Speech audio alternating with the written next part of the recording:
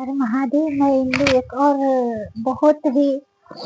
मतलब सुंदर सा अच्छा सा झूमने झुमाने वाला नाच गीत लेकर के आई हूँ। और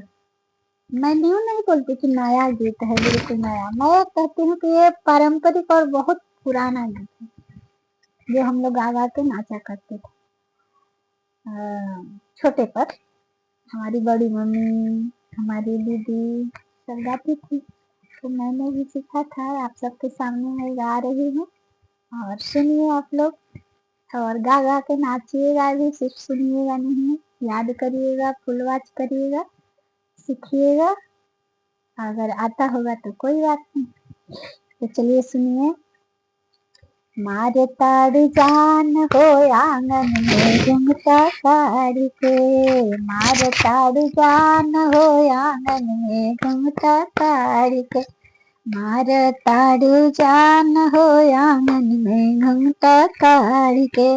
मथवा बनौले बाड़ू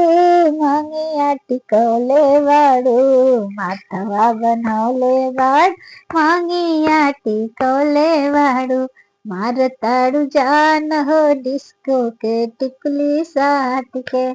मार ताड़ू जान हो डिस्को के टिकली साट के, मार ताड़ू जान हो आंगन में घुंघटा काढ़ के,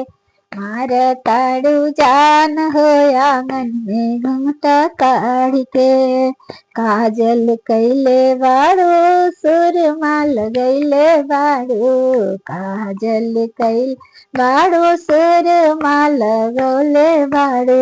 मार ताड़ू जान हो कनखिया चलाई के, मार ताड़ू जान हो कनखिया चलाई के,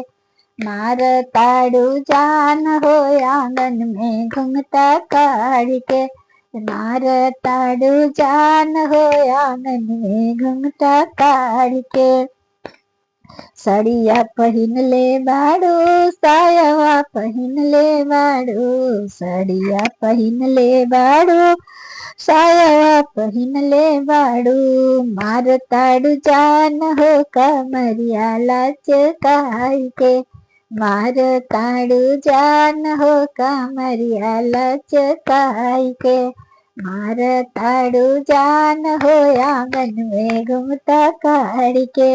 मार ताड़ू जान हो आंगन में घुंघटा काढ़ के, मार ताड़ू जान हो आंगन में घुंघटा काढ़ के,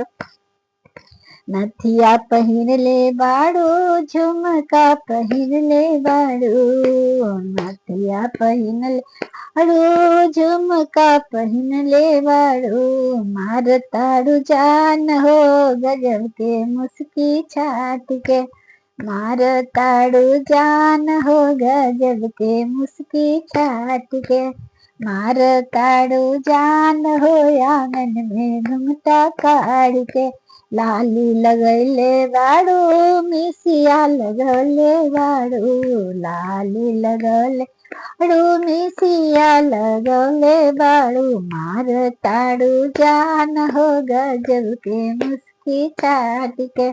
मार ताड़ू जान हो गजब के मुस्की चलाई के, मार ताड़ू जान हो आंगन में घुंघटा काढ़ के, मार ताड़ू जान हो आंगन में घुंघटा काढ़ के।